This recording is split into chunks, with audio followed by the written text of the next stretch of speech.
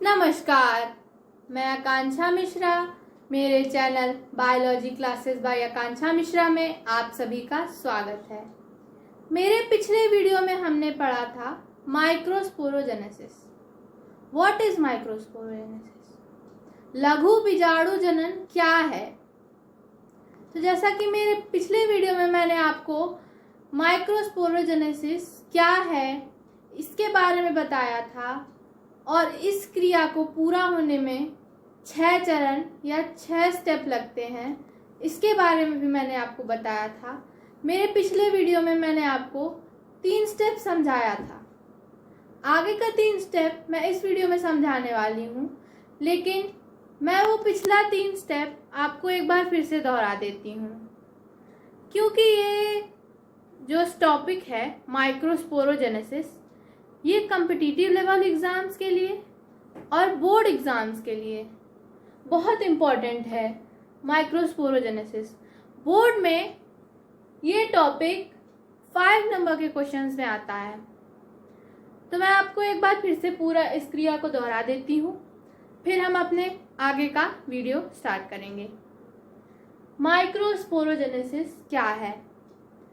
Microsporogenesis को हिंदी में लघु बीजाणु जनन कहते हैं। तो अब ये लघु बीजाणु जनन या माइक्रोस्पोरोजेनेसिस क्या है?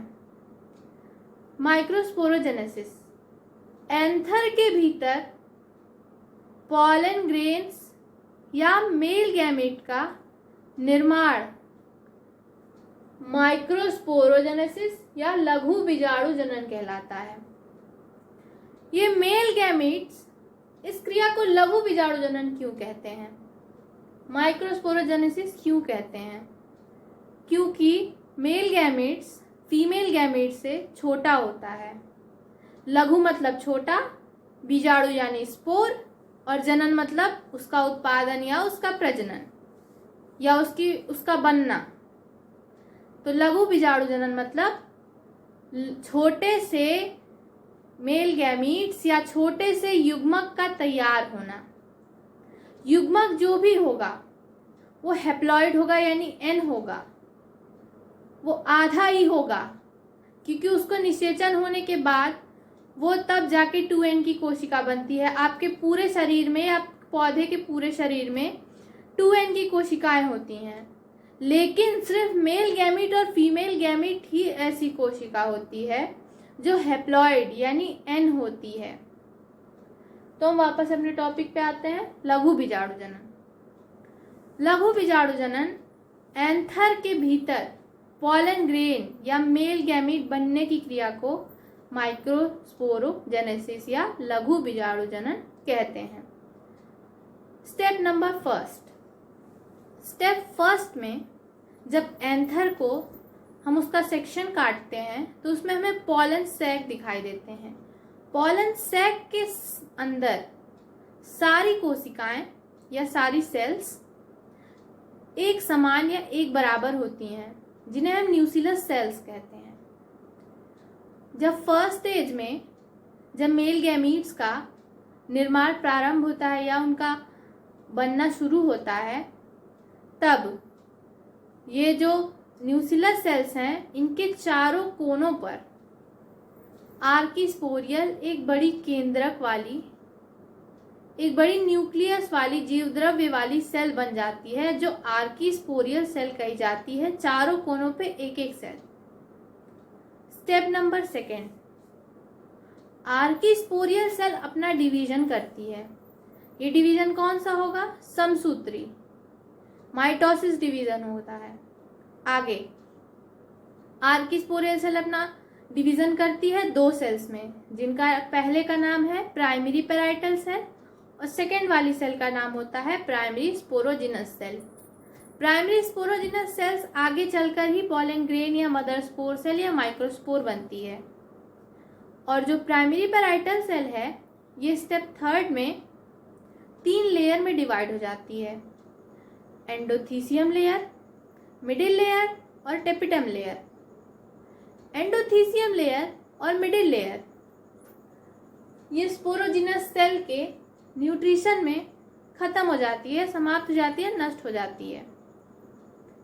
बचता केवल टिपिटम लेयर है, सबसे आखिरी का लेयर या सबसे अंदर का लेयर। उसके बाद बचती है स्पोरोजिनस सेल, जो चेंज होती रहती है या उसमें परिवर्तन आता है तो वो माइक्रोस्पोर मदर सेल में परिवर्तित हो जाती है। ये स्टेप 4। तो स्टेप 4 में हमने क्या बताया कि स्टेप 4 में एंडोथीसियम लेयर और मिडिल लेयर ये स्पोरोजिनस सेल के न्यूट्रिशन में खत्म हो जाती है, पूरी लेयर ही समाप्त हो जाएगी। जब आप उस स्टेज को आप सूक्ष्मदर्शी या माइक्रोस्कोप से देखेंगे तो आप ये देखेंगे कि वो 2 लेयर खत्म हो गई है, सिर्फ एक लेयर बचती है और वो बाहर का जो आउटर लेयर होता है वो बचता है। और अंदर आपको ये ऐसे छोटे छोटे गोली के रूप में या गोला गोला आपको एक रचना दिखाई देती है, जिसको माइक्रोस्पोर मदर सेल कहते हैं। स्पोरोजिनस सेल अपना डिवीजन करके माइक्रोस्पोर मदर सेल में चेंज हो जाती है। स्टेप 5 में माइक्रोस्पोर मदर सेल अपना मियोसिस डिवीजन करती है, यानी अर्धसूत्री विभाजन करती है, जिससे वो हैप्लॉइड पॉलन ग्रेन्स या माइक्रोस्पोर का निर्माण करती है।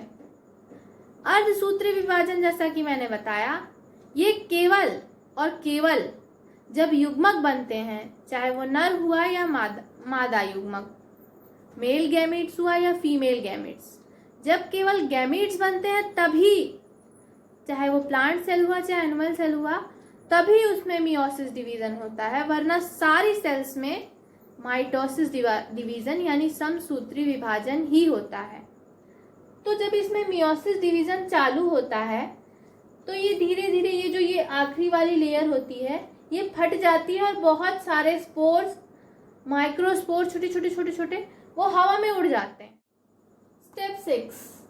स्टेप 6 में पॉलन ग्रेन्स 2 प्रकार के होते हैं या 2 टाइप्स के होते हैं। पहला मोनोकॉट यानी एक बीजपत्री, दूसरा डाइकॉट यानी द्विबीजपत्री।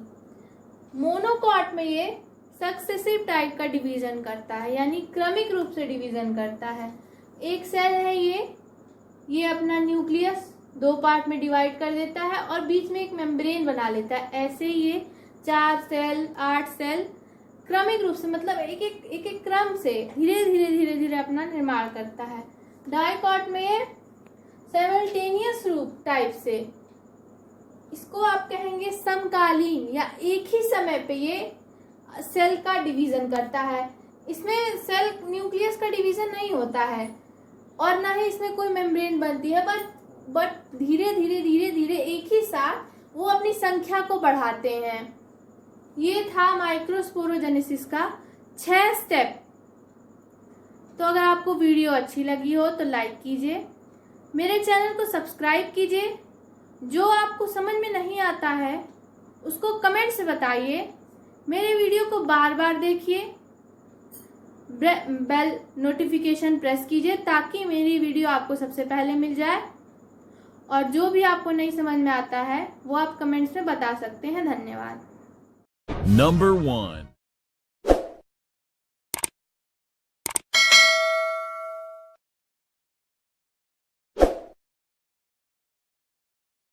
Number 2.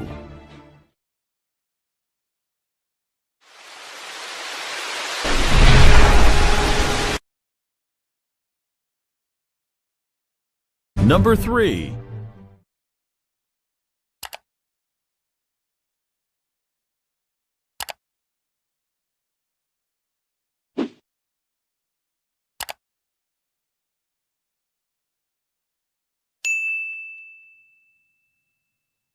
Number 4.